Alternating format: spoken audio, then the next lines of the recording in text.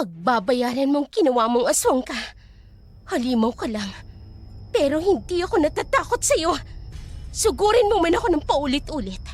Pero hindi ako titigil hanggat hindi ako nakakaganti at hindi kita napapatay! Yeah! Ang mandurugong aswang na vampira kung umatake ng kanilang biktima. Binubutas nila ang leeg ng kanilang binibiktima. Sinisipsip ang dugo nito hanggang tuluyang mamatay. Dark Shadow 101. Kumusta mga ka-shadow?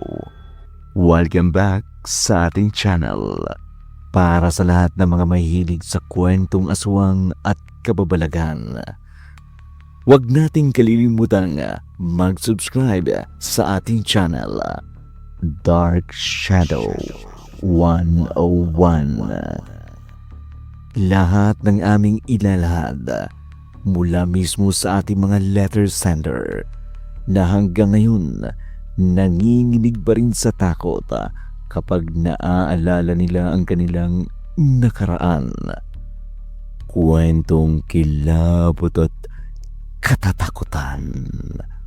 Narito na ang ating tula sa araw na ito.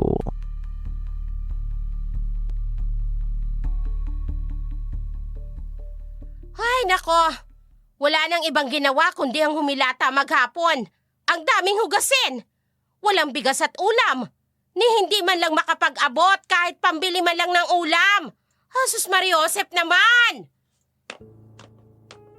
Ma, ang aga-aga na naman ang pagdadabog ninyo dyan.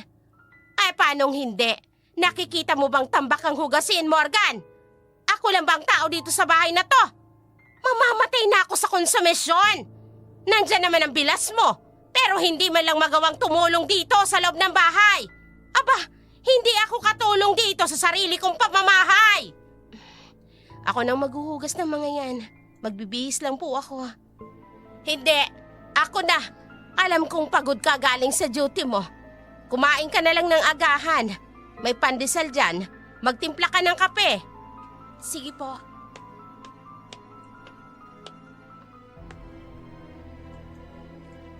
Ma, ang ingay mo naman. Nagising tuloy kami ng asawa ko. Aba, Jason, pasensya na kung nagising ko kayo ng magaling mong asawa. Ay, ano bang akala nyo, maaga pa? Ayan o, nakauwi na si Morgan galing sa buong gabing duty. Tapos kayo nakahilata pa rin. Abay, ako nang nahihiya sa inyo. Mahinaan mo ang boses mo. Maririnig ka ni Kathleen. Ay, wala akong pakialam. Eh di marinig niya. Totoo naman ang sinasabi ko. Hindi na ako natutuwa sa asta niyang asawa mo, ha? Gigising kung kailan niya gusto. Kakain, pagkatapos ilalagay ang pinagkainan niya sa lababo. Tapos akong maghuhugas. Abay, napipiko na ako, Jason. Kung ganyan kayo ng ganyan, ngayon pa lang bumukod na kayo. Ma, hindi naman po ganun kadali yun. Lalo na ho mahal ang rentals ngayon. Kakapusin po kami dahil wala namang trabaho si Kathleen. Eh kaya nga pagsabihan mo siya. Kung gusto ninyong magtagal dito sa bahay, matuto siyang makisama. Hindi yung umaasta siyang reyna.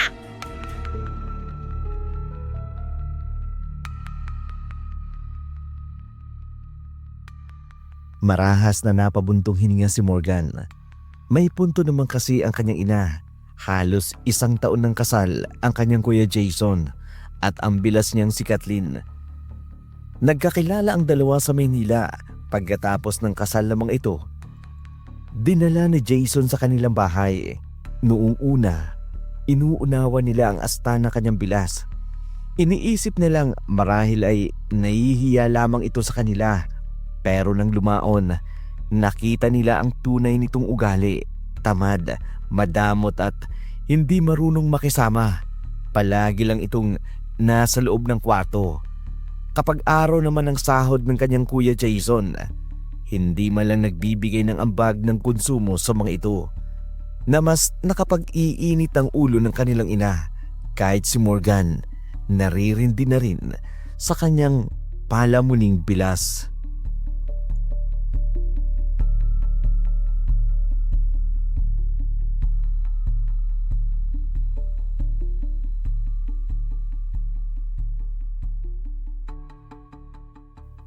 Kailangan na talaga nating umalis dito sa bahay. Bakit tayo aalis, Jason? Bahay mo din naman to dahil anak ka ng nanay mo. Di ka ba napapagod araw-araw na lang pinariringgan ka ni Mama? At ng iba ko pang mga kapatid? Ikaw naman kasi palagi kang narito sa loob ng kwarto. Hindi ka man lang tumutulong sa kanila. Para ano? Para alilain ako ng pamilya mo? Hoy, Jason, hindi ko pinangarap na maging tsimay ng pamilya mo. Bahala silang magparinig hanggat gusto nila. Wala akong pakialam. Pero hindi tayo pwedeng ganito na lang, Kathleen. Ako ang napapagod sa araw-araw na nangyayari dito sa bahay. Magbibigay na lang ako ng pera kay Mama. Baka sakaling tumigil siya saka paririnig sa'yo. Yan ang wag na wag mong gagawin, Jason. Bakit ka magbibigay ng pera sa kanila? May asawa ka na. Kaya hindi ka na dapat nagbibigay dahil may sarili ka ng pamilya. Pero Kathleen, Sinong susundin mo? Ako na asawa mo? O ang nanay mong bungangera? sige. Di na ako magbibigay sa kanila. Total, nandyan naman si Morgan. Malaki naman ang sahod niya bilang isang pulis. Tama! Yan. Obligasyon yan ng kapatid mo dahil wala pa siyang asawa. Ikaw, dahil kasal na tayo, hindi mo na obligasyon na magbigay sa kanila. Hayaan mo silang magparinig ng magparinig dyan. Pasensya ka na sa pamilya ko, Kathleen, ha? Lalo na kay Mama. Jason, huwag mo akong intindihin, lalo ng pamilya mo.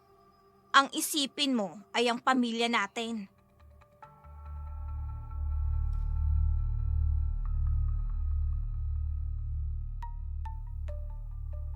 Tahimik na napatango si Jason sa mga sinabi ni Kathleen. May bahagyang ngiti sa labi ng babae habang nakatingin sa kanya. Sa kanyang isip, tama si Kathleen. Hindi biro ang bubuuhin nila at ang gagastusin nila kung bubukod sila. Upa sa bahay, pagkain, at iba pang pang-araw-araw na pangangailangan, lalo na't siya lamang ang inaasahan pagdating sa hanap buhay. Kinaumagahan, bago pa tuluyang magdiwanag ang paligid, sinalubong na ng malakas na pagbubunganga ni Rosana ang katahimikan ng bahay. Ang sunod-sunod na kalansing ng mga plato, kaldero at iba pang gamit sa kusina ang gumising kay Morgan. Kaya naman, bumangon siya at nagtungo sa kusina upang alamin kung ano na naman ang ikinagagalit ng kanyang ina.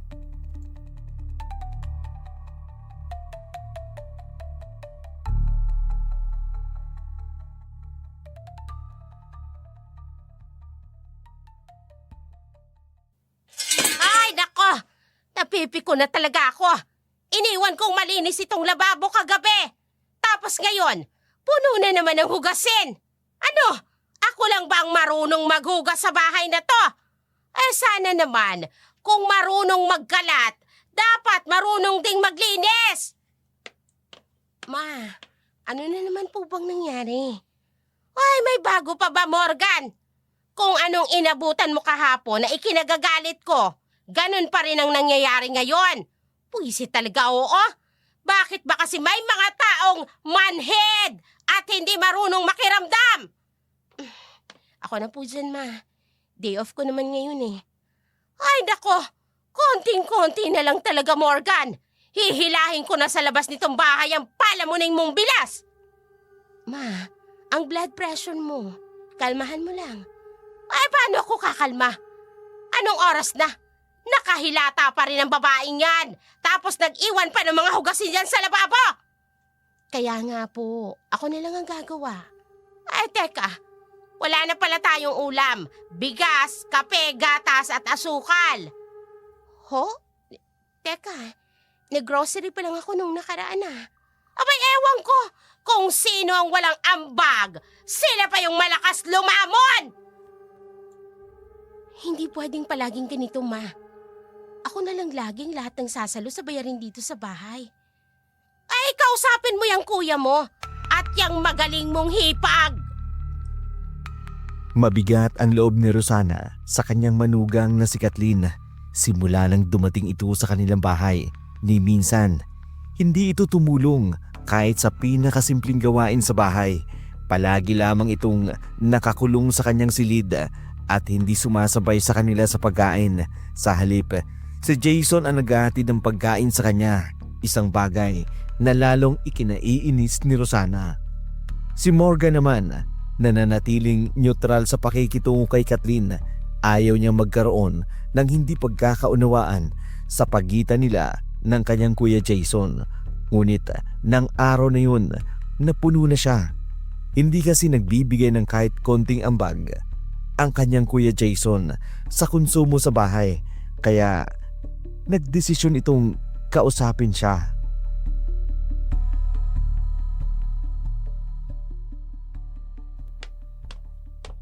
Kuya, pwede ba kitang makausap saglit? Oo naman, Morgan. Tungkol ba saan? Dediretsahin na kita, kuya. Oh. Hindi naman sa pagiging madamot, no? Nais ko lang kasing kausapin ka. Hingil sa magiging ambagan natin sa gastusin dito sa bahay. Katulad ng kuryente, tubig, pagkain at kung ano-ano pa. Morgan naman, nagsisimula pa lang kami ng ate mo. Kunti lang ang sweldo ko bilang lineman. Manong kahit man lang ngayon saluhin mo muna kami. Kuya, hindi naman yata tama yan. May sarili din akong pinaglalaanan. Isa pa, entry level pa lang naman ako sa trabaho ko. Ako pa ang sumasalo ng mga medical bills ni Papa. Ang hinihingi ko lang naman sa'yo, kahit mag-ambag kayo ni Ate Kathleen. Halimbawa, kahit sa pagkain man lang, malaking tulong na yun sa akin. Bakit ba ang damot mo? Pasalamat ka nga't nakapagtapos ka. May maganda kang trabaho. Bakit hindi mo ko maintindihan? Naghihirap nga kami. Walang trabaho si Kathleen. Bakit kini-question mo kung nakapagtapos ako, kuya? Kung iisipin, iginapang rin naman ni na Mama at Papa ang pagpapaaral sa'yo noon. Pero hindi ka nagpursige. Sa halip, mas pinili mong pumunta ng Maynila at magsolo ng buhay. Anong gusto mo mangyari ngayon? Magsumbatan tayo ng narating sa buhay, ha? Ganun ba? Wala akong sinasabing ganyan. Ikaw ang nag-uumpisa. Ang simple lang naman ang pakiusap ko sa'yo Magbigay ka kahit konti dito sa bahay. Katulad na lang ngayon, ubos na yung pinang-grocery ko nung nakaraan. Kung ganito ng ganito, mas mabuti pa talaga sigurong magkanya-kanya na tayo. Aba, ang sama talaga ng ugali mo, no? Hoy, Morgan, hindi porket nakapagtapos ka at nag-aambag ka dito sa bahay, may karapatan ka ng pagsalitaan ako ng ganyan. Kuya mo pa rin ako. Mas matanda pa rin ako sa'yo. Pwes, umakto ka bilang nakatatandang kapatid, kuya. Hindi yung napaka-close-minded mo. Masama ang loob na tinalikuran ni Morgan ang kanyang nakatatandang kapatid. Panay naman ang himudok ni Jason. Inis ito kay Morgan dahil sa sinabi nito sa kanya. Hindi naman nakaligtas kay Kathleen na kasalukuyang nasa may bintana at nakikinig sa pinag-uusapan nila magkapatid. Pagkapasok sa loob ng kwarto ni Jason, sa kanila mag-asawa, kaagad itong nilapitan ni Kathleen.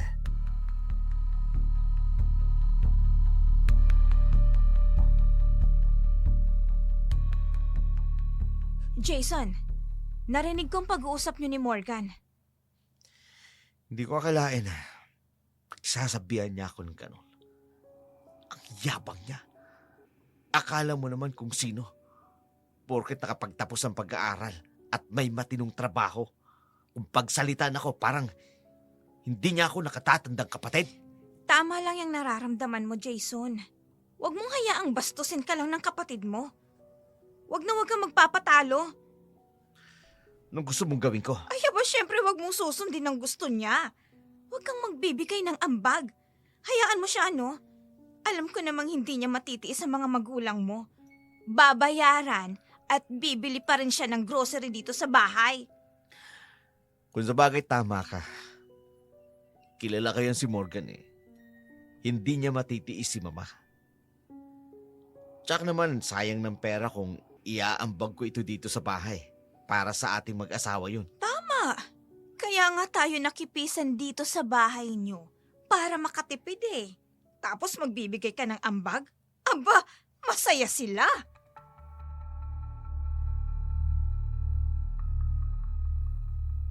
Halos sumabog sa galit si Morgan sa mga narinig niya.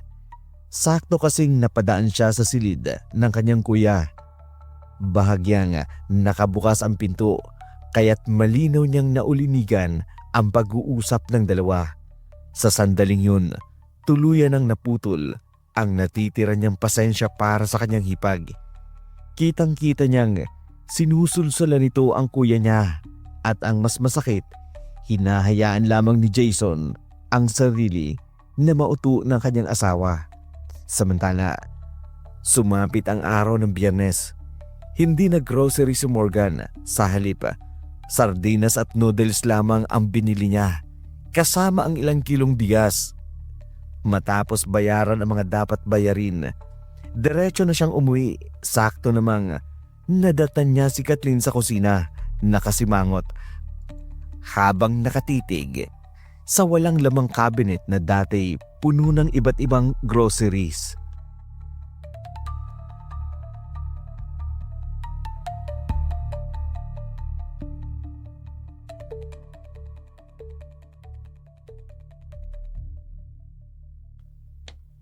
May problema ba, Ate Kathleen? Morgan, bakit walang laman tong cabinet? Wala yung mga biskwit na gusto ko. Wala ring powdered milk. Hindi ako nag-grocery eh. Bakit naman? Anong bakit naman, ate? Bakit hindi ka nag-grocery? 'Di ba? Ngayon ang araw ng sweldo ni Kuya Jason. Sabihan mo siya, mag-grocery siya pagdating niya. Ano? Teka lang Di ba ikaw ang bumibili ng pagkain natin? At iba pang mga necessities dito sa bahay? Naisip ko lang kasi, ate. Hindi lang naman ako ang nakatira sa bahay na to. Isa pa, nakakahiya kina mama. Ayoko nang dagdagan ng suliranin nila sa pang-araw-araw na gastusin. Lalo na't nasa edad na ako para bumukod. Pinariringgan niyo ba ako? Papasok na ako sa kwarto ko, ate. Kung gutom ka, may binili akong sardinas dyan. Ikaw na lang din ang bahala kung magsasaing ka o hindi. Ano? Ako magsasaing? Ayaw mo? Bahala ka. Magugutom ka. Sige, kailangan ko na magpahinga eh. Nandilim ang mga mata ni Kathleen habang sinusundan niya ng tingin si Morgan na papasok sa kwarto nito. Maya-maya pa'y ibinaba niya ng tingin sa maliit na plastic bag na may lamang noodles at sardinas. Doon niya napagtanto marahil ay tututuhanin nga ni Morgan ang sinasabi nito kay Jason. Dahil sa matinding inis, lumabas si Kathleen ng bahay at nagtungo sa kapitbahay na tindahan. Doon, namili siya ng mga pagkaing gusto niyang kainin.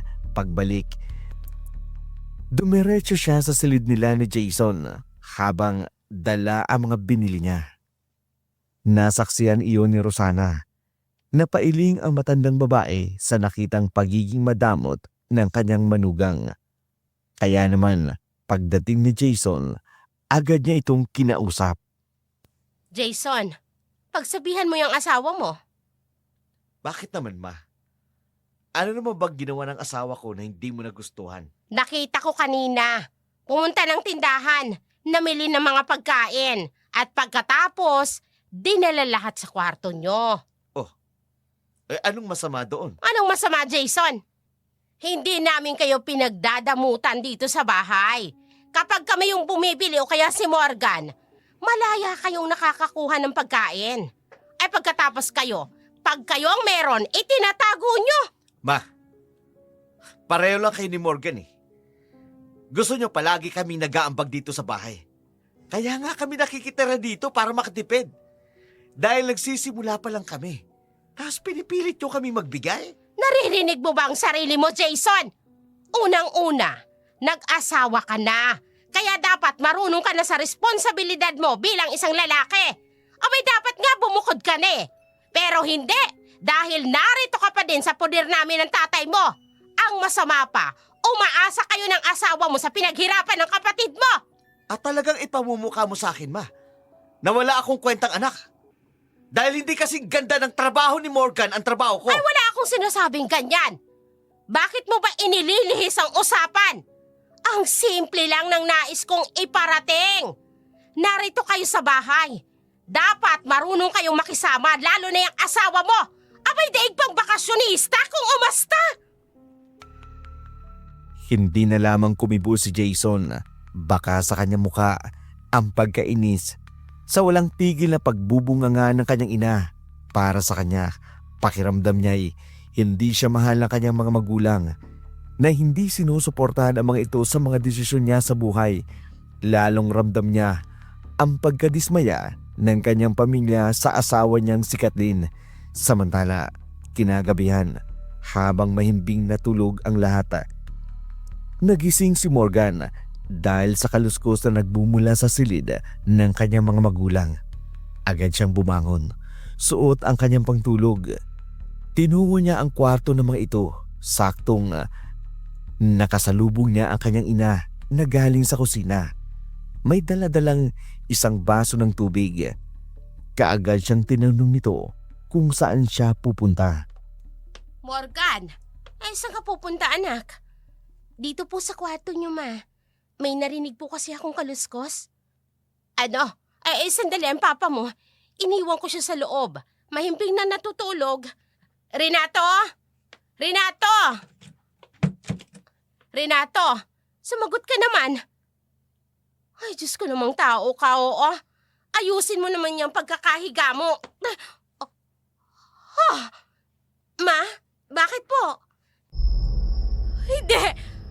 Morgan! Morgan, ang tatay mo! Bakit po, ma? Anong... Ay, may butas ang leeg niya at nanunuyot ang kanyang buong katawan. Hindi na rin siya humihinga. Hindi! Renato! Renato! Pa, sino may gawa nito sa'yo? Sino? Ano bang nangyayari dito? Renato! Bakit ba ang ingay ninyo? Kuya, si Papa, pinatay. Pinutas ang liig niya, kuya. Ano? Wala siyang dugo. Halos walang patak ng dugo ang katawan niya. Kung sino man ang kriminal na gumawa nito, alagad ng demonyo! Pinatay niya ang asawa ko! Magbabayad ang sino mang may gawa nito. Magbabayad siya! Jason? Anong nangyayari? May pumatay sa tatay ko, Kathleen. Renato! Ano?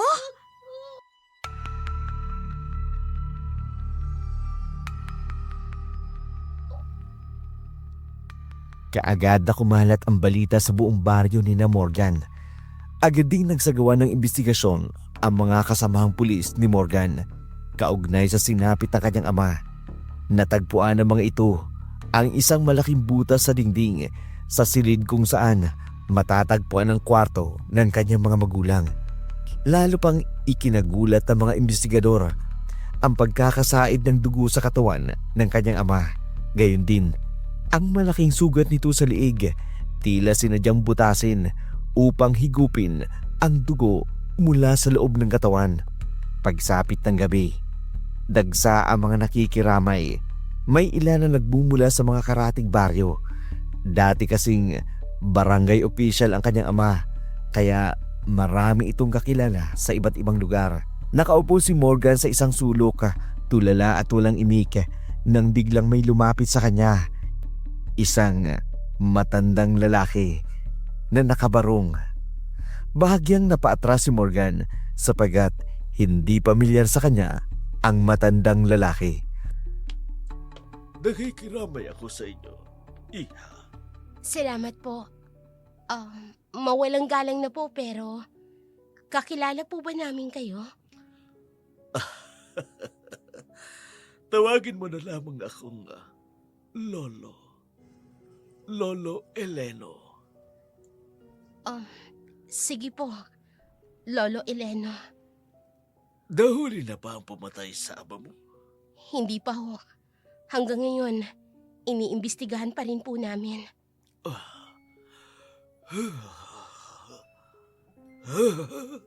Lolo, Hindi tao ang pumatay sa ama mo. ano pong ibig niyong sabihin? Alagad ng demonyo ang pumatay sa ama mo. Talaga pong alagad ng demonyo. Dahil walang awa niyang pinatay ang tatay ko. Kung sino man siya, sisiguraduhin kong pagbabayaran niyang kinuha niya. Hinding-hindi ko siya mapapatawad. Isang aswang ang pumatay sa tatay mo. At sa uri ng pagkakapaslang, masasabi kong isang mandurugo ang pumatay sa iyong ama. Mandurugo? Mandurugong aswang. Ang mandurugong aswang ay parang vampira kung umatake ng kanilang biktima. Binubutas nila ang liig ng kanilang biktima. Sinisip-sip ang dugo nito hanggang tuluyang mamatay. Hindi ko po alam kung maniniwala ako sa inyo. Buong buhay ko, wala pa akong naengkwentrong aswang. Kung meron man, yung mga taong halangang bituka, katulad ng pumatay sa tatay ko. Maniwala ka sa akin. Maniwala ka sa akin, Iha. Nasa paligid lang ang aswang. Nagmamaseda. Nakikiramdam. Mag-iingat ka. Dahil alam ko, hindi ito ang huling beses na aatake ang mandurugo. Ha?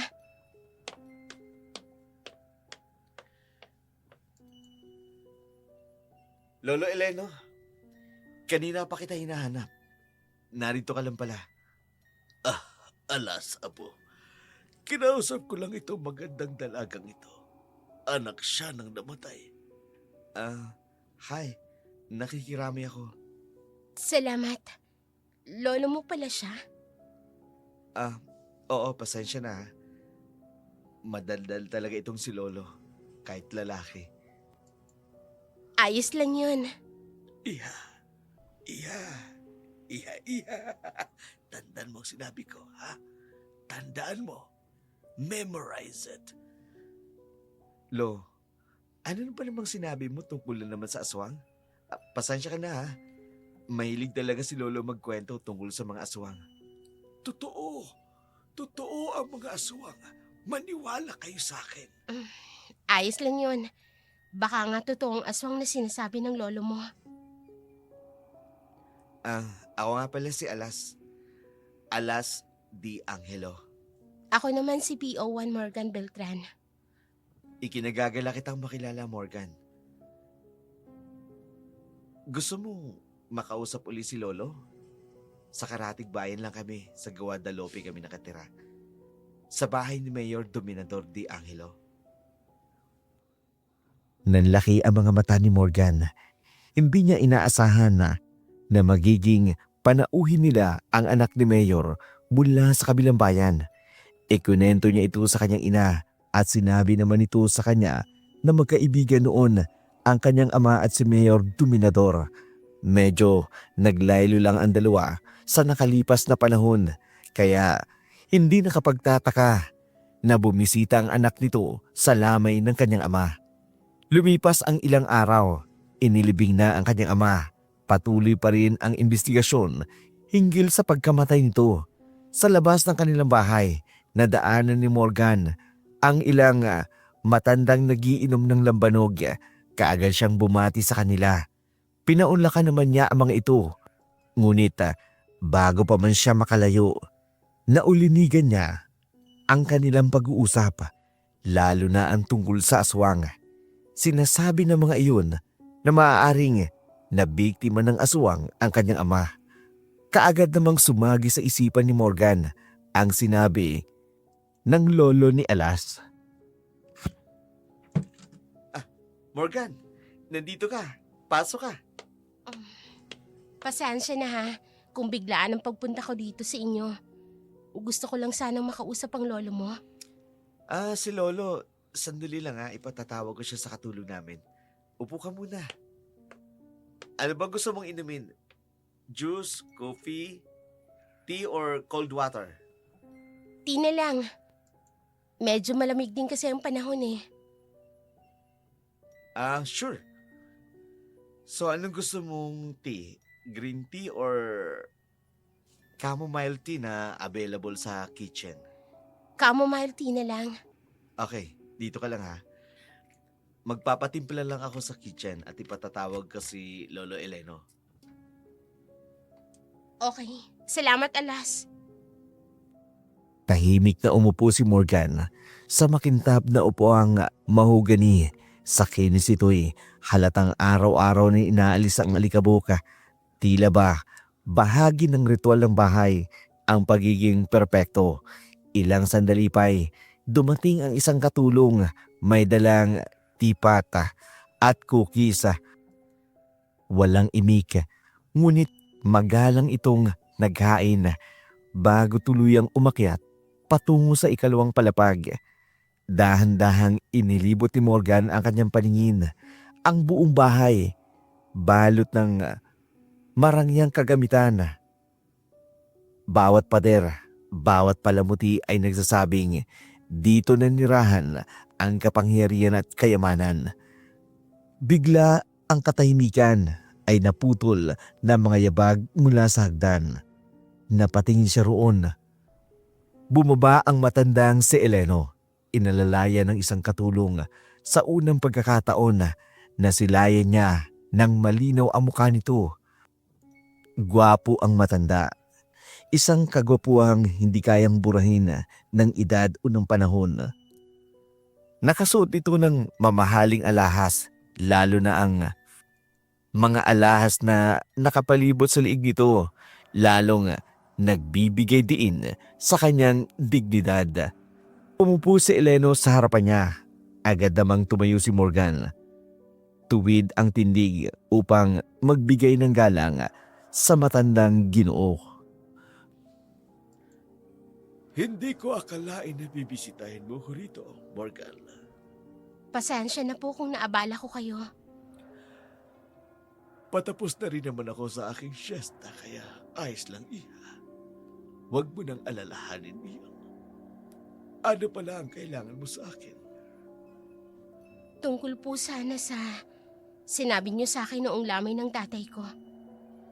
Yung tungkol sa mandurugong aswang. Totoo po talaga yun?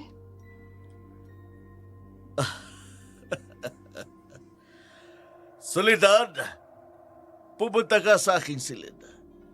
Kunin mo ang album de Recuerdos ko roon.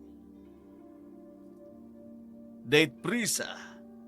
Me invitado non nebe esperar. Se senyor, ahora mismo. Ha, Iha, pasensya ka na. Sanay talaga ako magsalita ng Espanyol. Pati ang mga katulong ko rito sa bahay ay may konting nalalaman sa salitang Espanyol. ganun po ba? Hintayin lang natin si Soledad. Pagbalik niya, may ipakikita ako sa'yo. Ilang saglit ding naghintay si Morgan at Eleno. Pagbalik ng katulong, may iniabot ito sa matanda, isang lumang photo album. Yun pala, ang ipinakuha nito sa katulong kanina. Maya-maya pa'y isa-isa yung binuklat ni Eleno hanggang huminto ito sa lumang larawan kung saan may isang babaeng nakasuot ng lumang kasuotan ng isang sundalo. Malungkot na ngumiti ang matanda bago tumingin sa kanya. Ito ang aking abuela sa tuhod. Bago pa ako, iilang kaganapan pa lamang ang aking natatandaan kasama siya. Pero isa lang ang masasabi ko, napakabuti niyang tao. Ano pong nangyari sa kanya? Pinatay siya Ah, ng isang mandurugong aswang. po? Paano niyo po nasabing isang aswang ang pumatay sa kanya? Said ang dugo ng kanyang katawan. May malaking buta sa kanyang liig. Yun ang natatandaan ko nung araw na matagpuan siyang patay sa sarili niyang pamamahay. Nahuli po bang salarin? Hindi. Kahit gaano karaming tauhan ng aming pamilya, ang tumugi sa aswang ay hindi siya nakita. Nanatiling walang hustisya ang pagkamatay ng aking abuela. Ang pagkamatay ng aking abuela ay katulad ng iyong ama. Kung ganon, matagal na pala talagang may ganitong uri ng mga nilalang? Sa pulang panahon bago tayo sakupin ng mga Espanyol at Amerikano. Pero kumunti ang lahi nila dahil nagapi ang pangkalahatan sa kanila sa kasagsagan ng pananakop. Pero hindi ibig sabihin ay wala na sila. Lolo, matutulungan niyo po ba ako? Gusto ko pong mahuli ang pumatay sa tatay ko. Oo, Morgan. Tutulungan kita. Hindi man namin nakanta ng hustisya para sa aking abuelo. Sisiguraduhin ko na makukuha ng tatay mo ang hustisya sa kanyang kamatayan. Tutugisin natin ang mandurugong aswang. Ay, ikaw lang pala. Matanda na kasi ako. Masayang umalis si Morgana sa bahay ng mga di-anghelo.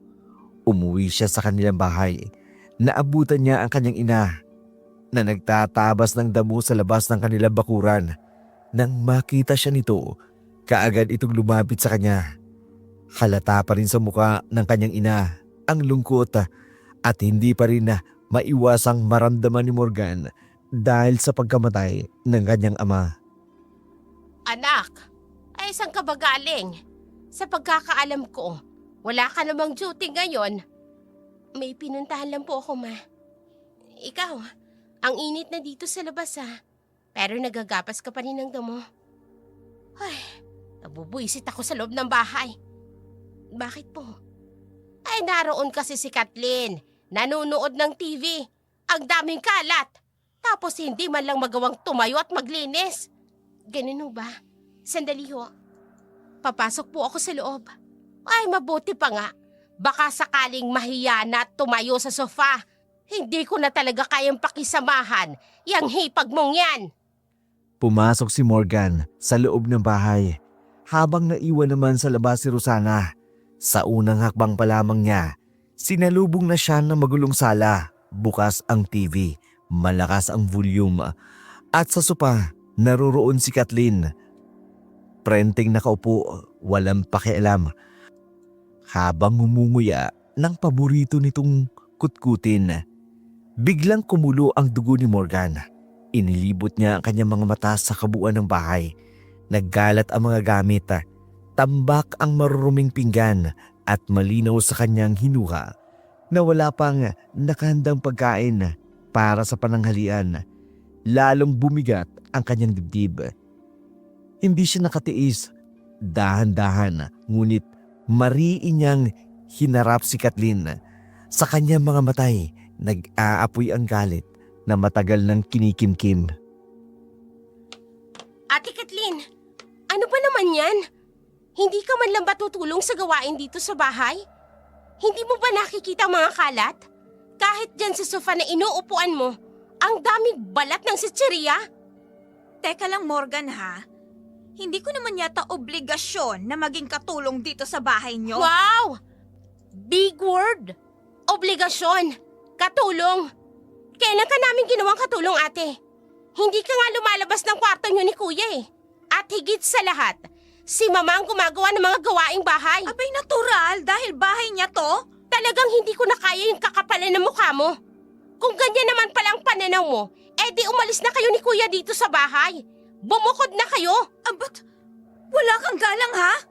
Morgan, wala kang karapatang palayasin ako dito dahil asawa ko ng kuya mo. At anak din siya ng mga magulang mo. Ikaw ang walang galang at makapalang mukha. Pagod na ako magtimpi sa'yo, ha? Noon pinapakisamahan kita dahil asawa ka ng kuya ko. Pero ngayon, sumusobra ka na. Palamunin ka na nga dito sa bahay. Ang tamad-tamad mo pa. Ang kapal naman ng mukha mong tawagin akong palamunin. Bakit? Totoo naman Ako ang sumasalo ng araw-araw na konsumo dito sa bahay. Samantalang kayo ni Kuya, nagpapakasarap sa loob ng kwarto nyo habang humihilata. Kaya may karapatan akong tawagin kang palamunin. Ba't walang Sige! hiya ka? Subukan mo kong saktan. Dahil hindi ako manghingiming saktan ka rin. Akala mo natatakot ako sa'yo? Pwes, nagkakamali ka. Isusumbong kita sa kuya Hindi mo! magsumbong ka! Wala akong pakialam. Sige, puntahan mo siya sa trabaho niya at magsumbong ka. Gusto mo ihatid pa kita? Visit ka? Wala kang galang! Asawa ko na kuya mo! Ang sama ng ugali mo! Galit na tumayo si Kathleen.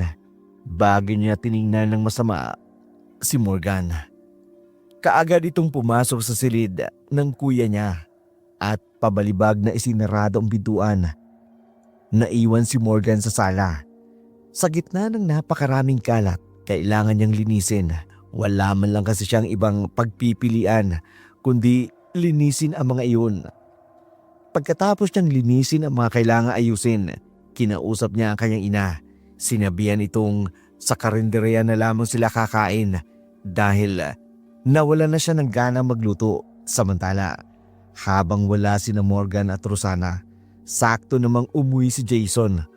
Kaagad itong sinalubong ni Kathleen at umiiyak. Jason! Anong nangyari sa'yo? Bakit ka umiiyak? Kanina kasi, pinagsalitaan ako ng hindi maganda ni Morgan. Jason, akala ko matapang ako eh. Akala ko, kaya kong panindigan yung mga sinabi ko sa'yo na nahayaan mo lang sila. Pero hindi pala. Nasaktan ako, Jason. Sinaktan ako ng kapatid mo. Sobra akong nasaktan. Ginawa yun sa'yo ni Morgan. Oo. Sabi niya lumayas na daw tayo dito. Napalamunin lang daw ako. Nawala daw akong kwentang tao. Wala akong kwentang asawa sa'yo. At higit sa lahat, sabi pa niya, ito yung mas masakit na para bang tinudurog ako ng pinong-pino. Hindi ko kayang sabihin dahil nasasaktan talaga ako. Sabihin mo na sa akin. Sabihin mo na. Ano eh? Ano nga? Sabi niya kasi... Ano? Sabi niya sa akin na sana daw si Gigi na lang daw yung naging asawa mo.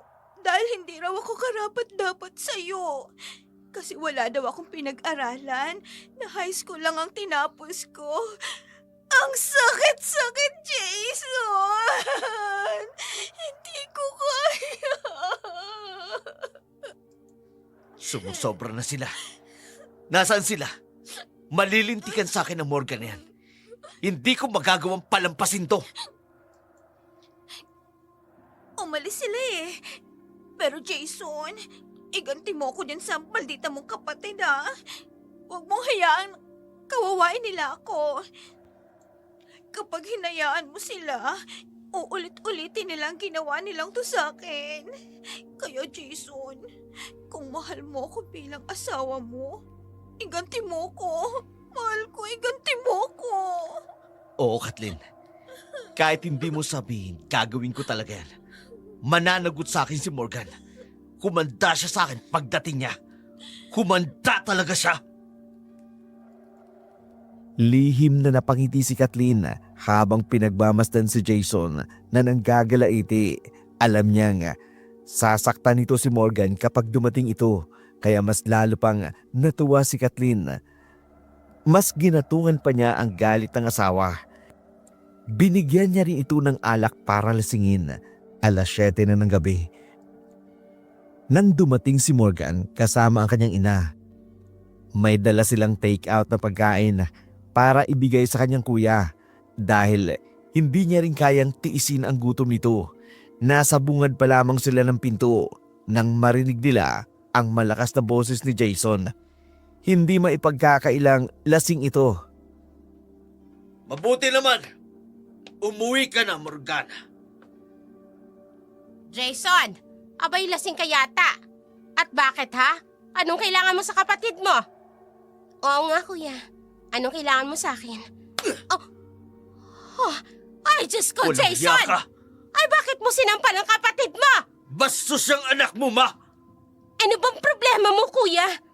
Bakit ba bigla-bigla ka na lang nananakit? Ano bang ginawa ko sa'yo para sampalin mo ko? Binastos mo ang asawa ko. Sinatan mo siya. Higit sa lahat, kinumpara mo siya sa ex kong si Gigi! Sinabi niya yun sa'yo? Ang kapal pala talaga ng mukha ng asawa mo. Hindi lang makapal, kundi sinungaling pa. Wala akong sinabing ganyan sa kanya. At higit sa lahat, hindi ko siya kinumpara kay Ate Gigi. Huwag kang magsinungaling. Asawa ko mismo nagsabi sa akin. Tumigil ka na, Jason. Pamilya mo rin kami. Walang pamilya sa akin! Ang tanging pamilya ko lang si Kathleen! Dahil siya ang asawa ko! Ganyan ka na ba talaga kabaliw sa babaeng yan, Jason? Pati ako na inamot si Morgan at tunay mong kadugo. Handa mong talikuran? Alang-alang sa babaeng yan! Oh! Dahil mahal ko siya at asawa ko siya. Kaya kayong dalawa, subukan nyo lang na saktan at kantihin si Kathleen.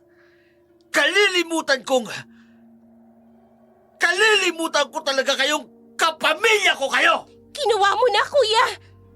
Bulag ka sa katotohanan dahil sa kabaliwan mo dyan sa asawa mo. Gusto mo ng ganong setup? Sige, simula sa gabing ito, magkanya-kanya na tayo. Walang hiya kayo! Wala kayong karapatang bastusin ang misis ko! Tayo naman, walang kwentang makipag-usap sa isang taong sarado ng utak kagaya ni kuya. Pero Morgan, anak, kailangang malinawan ng kuya mo. Ma, sinaktan niya ako. Pinastos ka niya. Ano pa bang aasahan mo? Kung gusto niyang malinawan, pabayaan mo siya. Renato, kung nandito ka lang sana, pakakayanin ko pa ang problemang ito sa mga anak natin. Saan kayo pupunta? Bumalik kayo rito! Mga duwag! Ito tatandaan nyo, ha?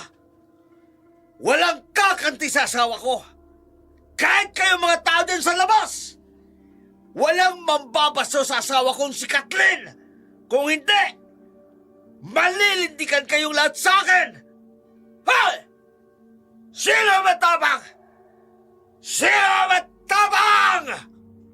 Kaagad na pumasok si Morgan sa kanyang kwarto. Hindi niya maiwasang mapaiyak, lalong-lalo na ang kanyang emosyon sa mga sandaling yun. Galit dahil sa ginawang paninira sa kanya ng kanyang bilas at pangungulila sa pagkawala ng kanyang ama kinabukasan. Nagising si Jason na masakit ang ulo. Kaagad siyang pumunta sa kusina para magtimpla sana ng kape. Pero laking pagtataka niya na wala siyang makitang kahit na ano roon. Kahit na bigas sa tansya niya wala pang 1 kilo ang natira. Kaagad niyang hinanap ang kanyang ina at nakita niya itong nagdidilig ng mga halaman sa labas. Ma? Bakit walang kape sa kusina? Wala pa ring lutong pagkain. 7:30 na ng umaga, oh. O ano ba ako sa bahay na to, Jason? Katulong mo at ng asawa mo? Man, kung ano man ang nasabi ko sa inyo ni Morgan kagabi. Pasensya na, lasing lang ako. Lasing ka man o hindi, ang nasabi mo ay nasabi mo na. Kasalanan naman kasi ni Morgan eh. Binastos niya ang asawa ko. Malamang magagalit ako. Bigla akong nahilo ah. Anong nangyayari sa'yo? Ay bakit namumutla ka? Hindi ko alam ah. Baka dahil hangover ko lang. Ay ganun ba? O ay di pumunta ka dun kay Kathleen. Sabihin mong asikasuhin ka. Pero ma'am, walang pagkain sa kusina kahit kape. At asukal wala. Ay dahil hindi nag-grocery si Morgan. Ano? Kung ano lang kakainin namin. Abay ewan ko. Pagsabihan mo yung asawa mo na ipagluto ka. O kaya naman, mamili kayo ng pagkain ninyo. Sigurado naman ako may pera kayo dahil halos 1 taon nyo ng pagtira dito sa bahay. Hindi naman kayo nagbibigay ng ambag. Sarili nyo lang naman ang iniisip nyo. Hindi nakakibo si Jason sa sinabi ng kanyang ina at iniwan siya nito sa labas ng kanilang bahay. Maya-maya pa'y napasapo siya sa kanyang ulo dahil bigla namang nakaramdam ng pagkahilo.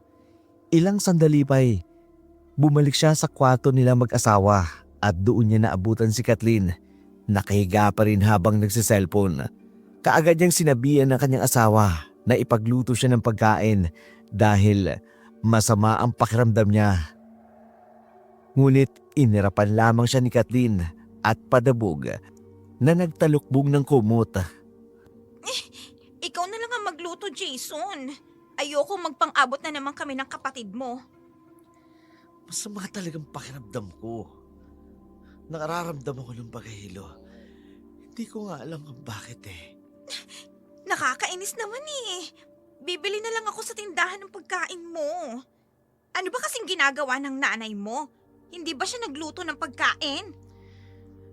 Hindi dahil walang mailuluto sa kusina. Hindi raw nag-grocery si Morgan. Kita mo na? Napakadamo talaga niyang kapatid mo. Gugutumin yata tayo eh. Huwag kang mag-alala. Pagsasabihan ko siya. Pero sa ngayon nakikiusap ako sa'yo. Ibili mo muna ako ng pagkain dahil nahihiyo talaga ako. Sige na nga. Akin ang pera. Binibigay ko naman sa'yo ang pera ko Ayokong gastusin yun. Bigyan mo ko ng panibagong pera. Dahil kung hindi, hindi ako bibili ng pagkain. Sige. Eto. Bilisan mo lang dahil gutom na talaga ako. Padabog na umalis si Kathleen, ngunit hindi na lamang pinansin ni Jason ang pagdabog ng babae. Sobra niya kasi itong mahal at hindi niya nakikita ang mga kakaibang kilos nito. Palagi itong iritable tuwing inuutusan niya itong asikasuhin siya. Ang mahalaga sa kanya kahit papano'y ibili siya nito ng pagkain. Samantala, kinagabihan, habang pauwi ng bahay si Morgan mula sa duty, madadaanan niya ang isang kakahuyan. Halos wala ring dumadaan doon. Shortcut iyon pauwi sa kanilang bahay. Sakay ng kanyang motorsiklo, payapa niyang binagtas ang maputik na daan. Maya-maya pa'y may narinig siyang malakas na pagaspas ng mga pakpak. Bahagya siyang tumingala sa kalangitan. Doon ay may naaninag siyang parang isang malaking ibon. Kulay abuhin iyon. Itim ang katawan. Biglang kinabahan si Morgan. Dahil hindi yun normal na laki para sa isang karaniwang ibon. Kaagad niyang kinapa ang baril na nakasukbit sa kanyang tagiliran. Napasigaw siya nang biglang tumagpa sa harapan niya ang isang nakatatakot na nilalang. Mahaba ang katawan, may abuhing mga pakpak at mahaba ang dila.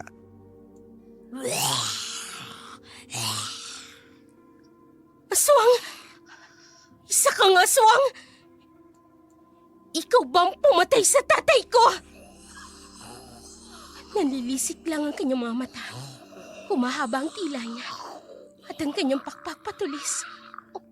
Hoy, mukhang binabalak niya akong tusukin. Gamit ang matutulis niyang pakpak. Itong dapat sa'yo. Tinamaan ko siya sa balikat. At ngayon, namimilipit siya sa sakit. Hindi! Hahampasin niya ako gamit ang mahaba niyang dila! Nahulog ako sa motorsiklo ko. Nalapit siya sa akin. Walang hiya kang aswang ka. Uubusin ko sa iyong bala ng baril ko! Pagbabayaran mong ginawa mong aswang ka! Huli mo ka lang. Pero hindi ako natatakot sa iyo. Sugurin mo man ako ng paulit-ulit. Pero hindi ako titigil hanggat hindi ako nakakaganti at hindi kita napapatay.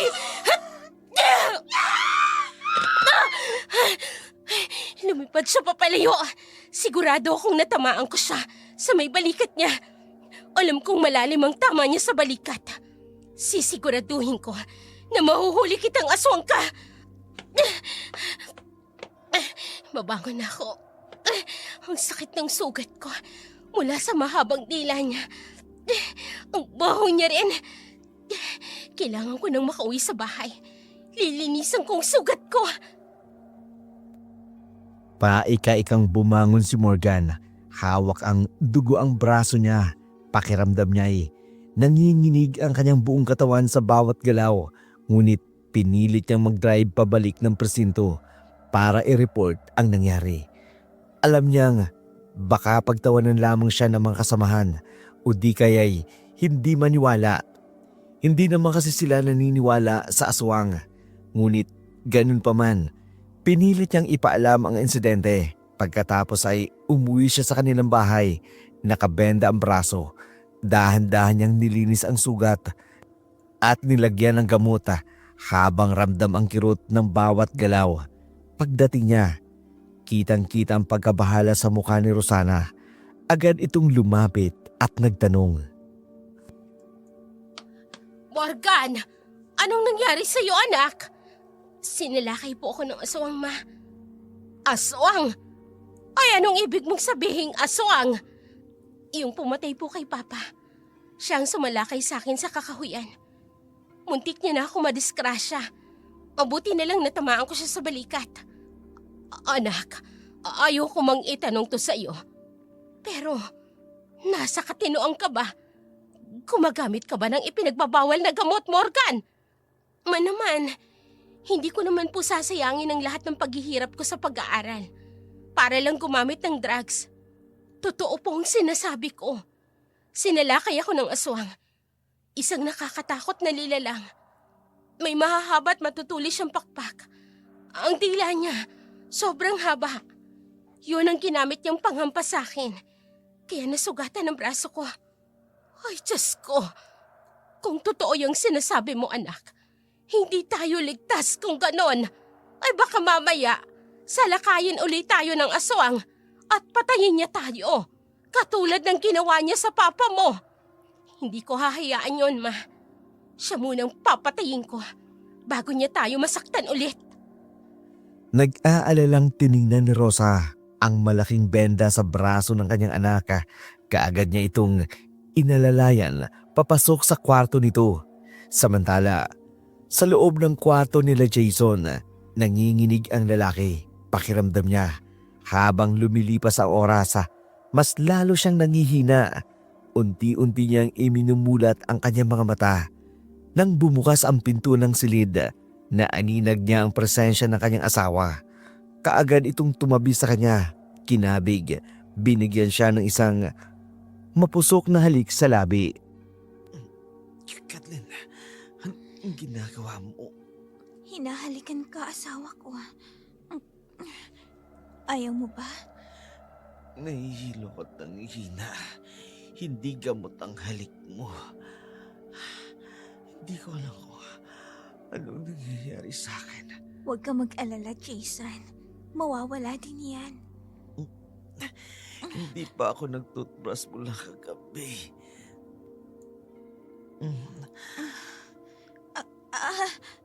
Huwag mong hawakan ang balikat ko. Ang sakit. Ano? Teka, bakit namimilipit ka sa sakit, Kathleen? Hindi naman madiin ang pagkakahawak ko sa balikat mo. Kahit na, masakit pa rin. Sa susunod, huwag mong basta-basta hahawakan ang balikat ko. Sorry, huwag ka na magalit. Hindi ko naman sinasadya. Lalabas muna ako ng bahay. Ang sakit. Sorry. Sorry ha. Gusto mo bang sabihan ko si Morgan na ibili ka ng gamot? Wag! Ha? Kathleen, bakit? Iyan ang wag na wag mong gagawin, Jason. Wag mong babanggitin sa kapatid mo na masakit ang balikat ko. Pero bakit? Wag nang maraming tanong. Kahit nangihina, nakita ni Jason ang galit sa mata ng kanyang asawa. Sa hindi niya malamang dahilan, Lumabas si Kathleen sa kanilang kwarto, samantalang naiwan si Jason. Nakahiga sa kama at nanginginig sa kahinaan. Bigla siyang nakaramdam na para bang basang likido sa kanyang bibig. Kaya dahan-dahan niyang pinunasan iyon. Ganun na lamang ang paggagitla niya nang makita ang kulay ng pulang likido. Doon siya nahintakutan. Sa isip niya, baka may sakit siya. Natakot din siya. Baka mahawaan pa niya ang kanyang asawang si Kathleen. Kinabukasan, maagang bumangon si Jason. Nakatalukbong siya ng kumot dahil pakiramdam niya sobrang init niya kahit nasa kalagitnaan na sila ng Kwaresma. Nakasalubong niya si Morgan, nagtataka nang makita ang malaking benda sa braso nito. Morgan, anong nangyayari sa'yo? Bakit may malaking benda ka sa braso mo? Sinalaki ako ng aswang kagabi. Swag? Nagpapatawa ka ba? Mukha ba ako nagpapatawa, kuya? Tingin mo? Susugatan ko ang sarili ko para lang magpatawa? Teka, ikaw, anong nangyayari sa'yo? Ngayon ko lang napansin biglaan ang pagpayat mo. Namumutla ka rin. May sakit ka ba? Hindi ko rin alam nung nakarang araw eh. Bigla na lang ako nakaramdam ng pagkahilo. Tapos, eto, unti-unti ako nanghihina. Kailangan mo magpatingin sa doktor. Baka kung anong sakit ang meron ka.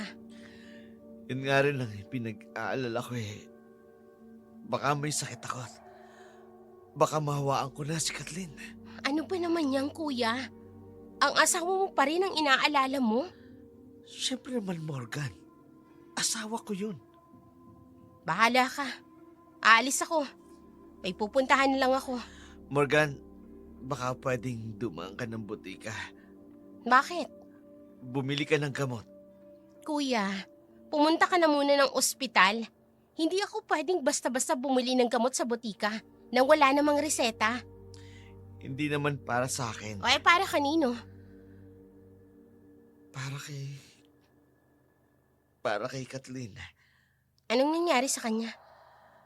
Kagabi kasi, aksidente kong nahawakan ang braso niya tapos bigla siyang dumaing sa sakit. Ayaw nga niyang sabihin sa akin eh. At ayaw niya rin sabihin sa'yo. Marahil, nahihiya lang siya. Masakit ang braso niya? Oo. Kaya Morgan, nakikiusap ako sa'yo. Bilhan mo naman ng gamot si Ate Kathleen mo, ha? Nahulog sa malalim na pag-iisip si Morgan. Iniisip niya ang sinabi ng kanyang kuya Jason. Pinagtagpi-tagpi niya ang mga pangyayari. Pero para makasigurado'y muli siyang nagtungo sa bahay ng The Angelo.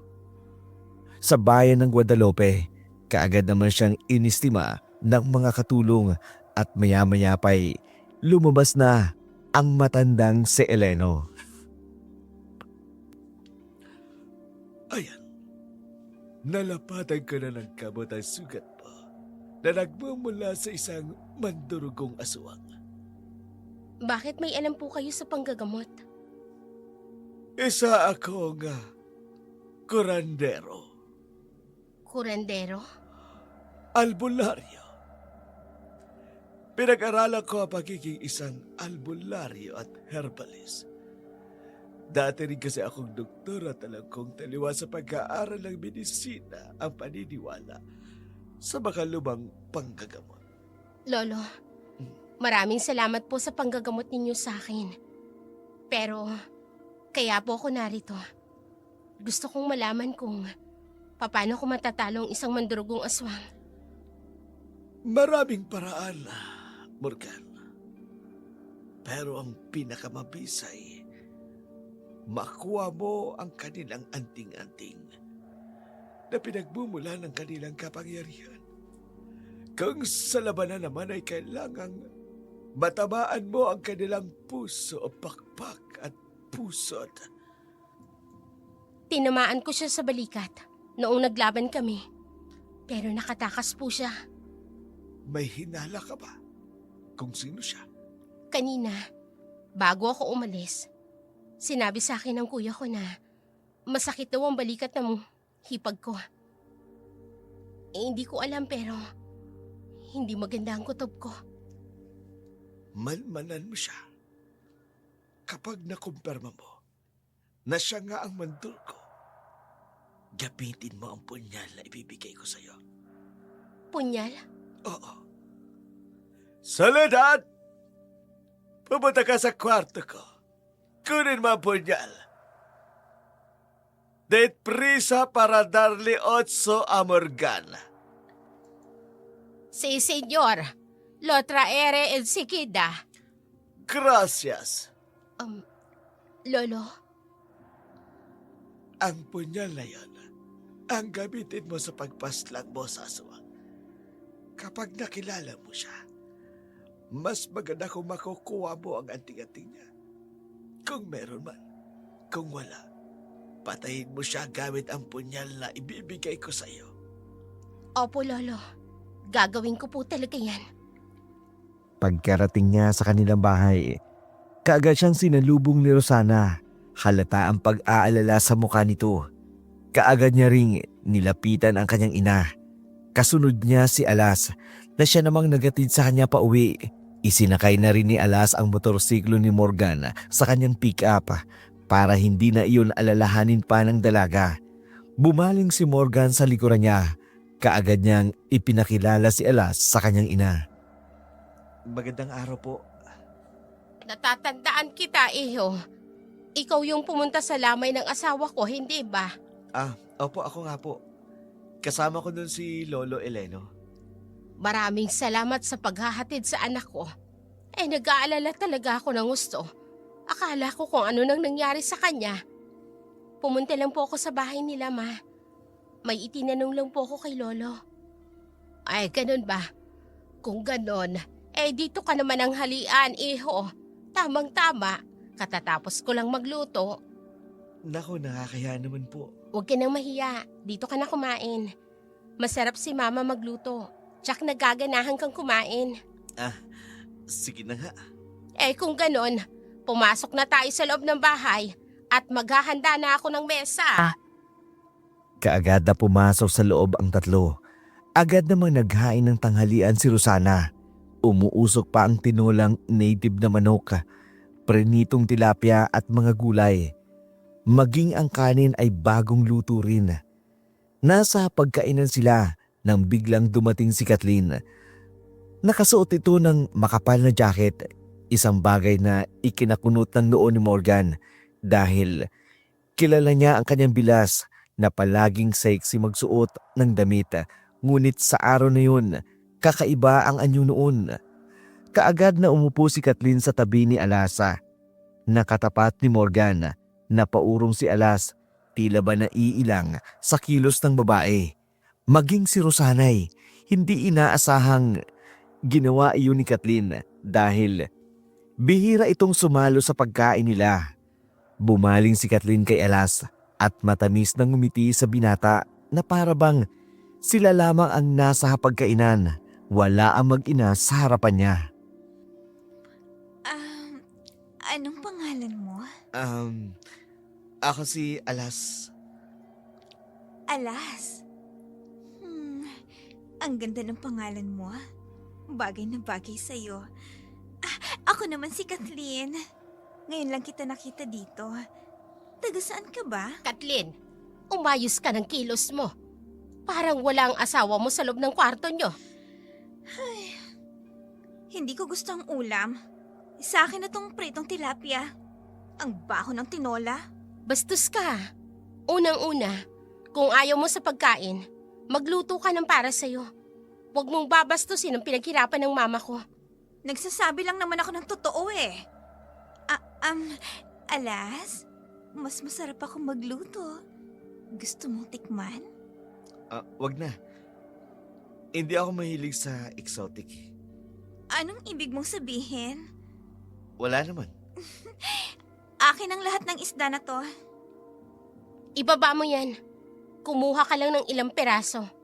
Hindi mo ba nakikita? Kumakain kami? Ano namang pakialam ko? Alas, alam mo ba na pinagdadamutan nila kami? Kaya wag kang maniniwala dyan kay Morgan. Hindi siya mabait. Madamot siya. Tumigil ka sabi! Aray! Ano ba? Bitawan mo nga ako! Bitawan mo balikat ko! Diyan na nga kayo! Alas, oo. Pasensya ka na sa nangyari. Okay lang po. Kung ganun, tama nga si Kuya.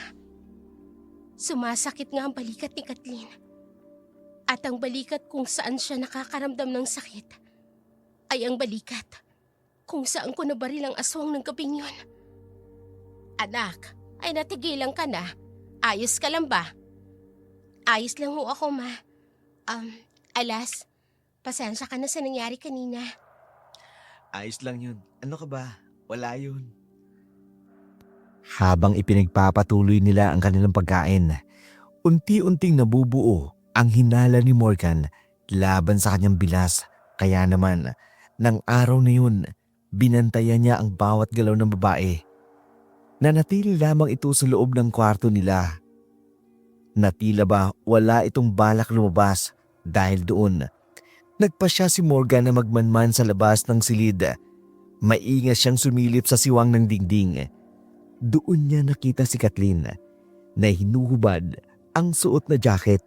Nanlaki ang kanyang mga mata nang makita ang kanang balikat ng babae. Sinasabi ko na nga ba, tama ang hinala ko. May sugat siya sa balikat. Yan ang tinamaan ko ng bala ng baril ko. Siya ang aswang. Siya ang pumatay kay Papa at sumalakay sa akin. Hayop ka. Isa ka palang alagad ng demonyo. May hinubad siyang singsing. May kulay itim na bato ang singsing. Teka, hindi kaya... Yan ang anting-anting na sinasabi ni Lolo na kailangan kong makuha. Ayun, lumabas siya ng kwarto nila. Gagawa ko ng paraan para makuha kong singsing niya. Pagkalabas ni Kathleen ng kwarto, kaagad na tumalili si Morgan papasok sa kanilang silid. Pagpasok niya, nakita niya ang payat na katawan ng kanyang kuya. Mahimbing na natutulog. Gusto niya sana itong gisingin, ngunit naisip niyang magtataka ito kung bakit naruroon siya sa loob ng kwarto nila. Agad niyang hinanap ang singsing, ngunit laking pagtataka niya, hindi niya ito matagpuan. Kahit saang sulok siya maghanap, wala yun. Maya-maya pa'y nakarinig siya ng mga yabag na papalapit.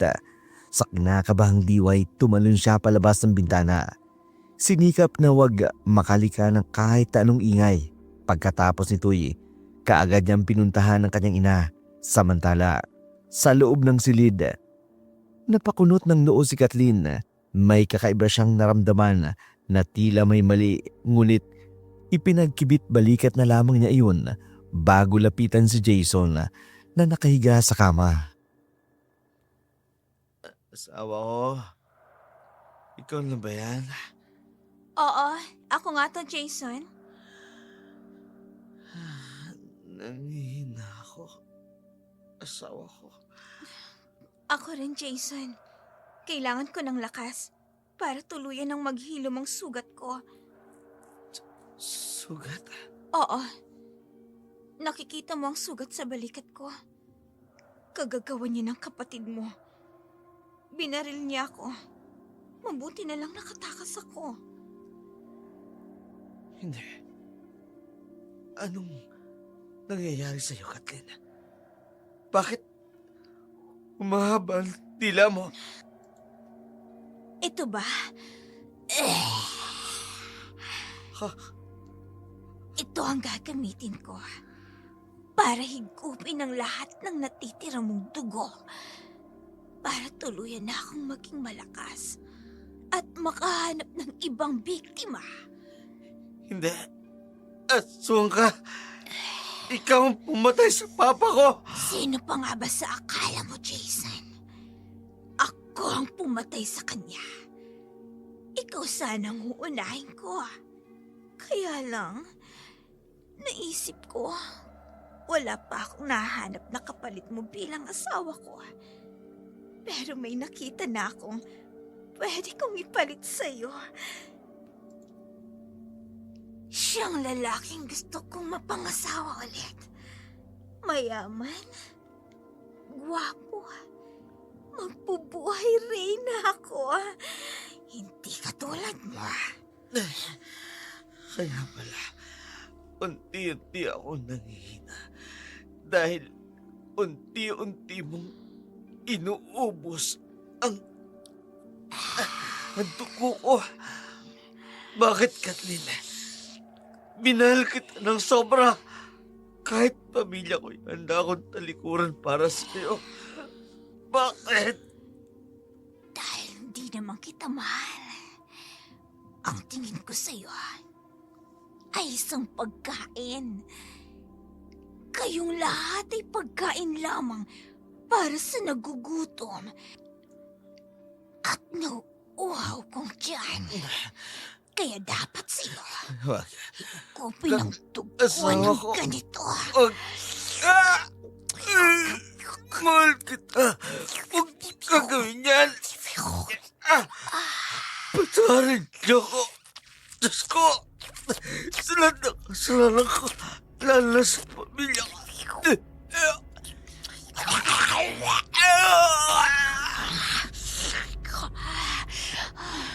Ang sarap ng dugo mo. Uubusin ko lahat ng dugo mo, Jason. Teka! Ano nga mo yan? Ang baho! Amoy nasusunog na insenso at bawang! Hindi ko kayang amoy. Lalabas ako sa kwartong ito!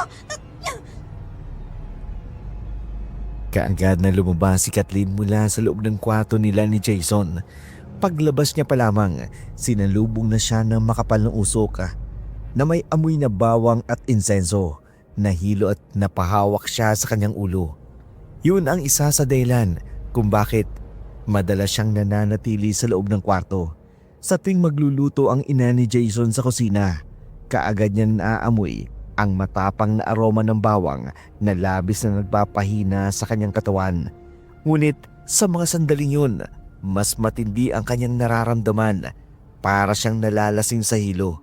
Bigla na lamang siyang napapitlag nang may maramdaman siyang may humawak sa kanyang braso at kamay. Anong... Okay na yung singsing na to. Wag! Ibalik mo sa akin ang singsing na yan! Hindi ko na kayang amoy.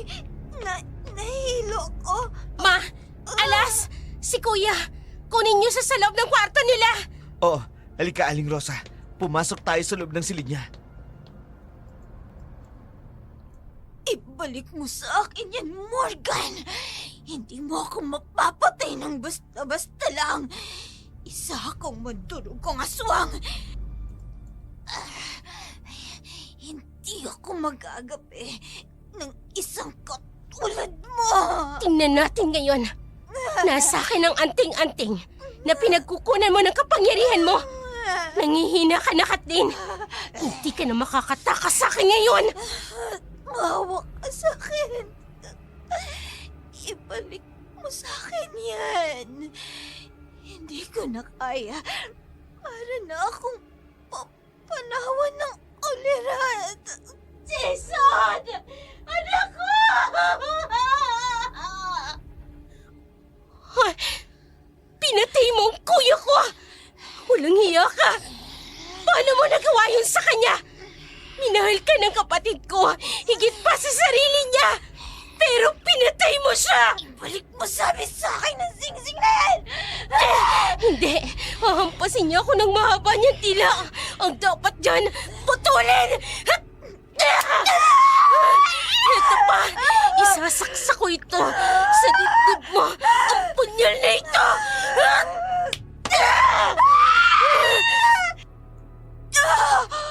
Ay, ang punyal ng mga manunugis na mga Espanyol! Paano napunta sa'yo ang punyal na yan? Ibinigay sa akin to ng taong inagrabyado ng lahi mo! Wag! Ayoko! Ayoko pang mamatay! Itatara ko pa ito ng mas malalim!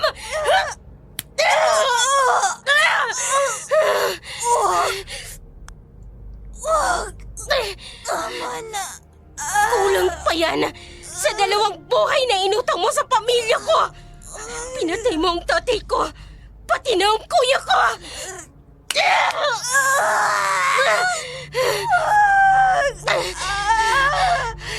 Hindi! Unti-unti nang namin ang tibok ng puso mo!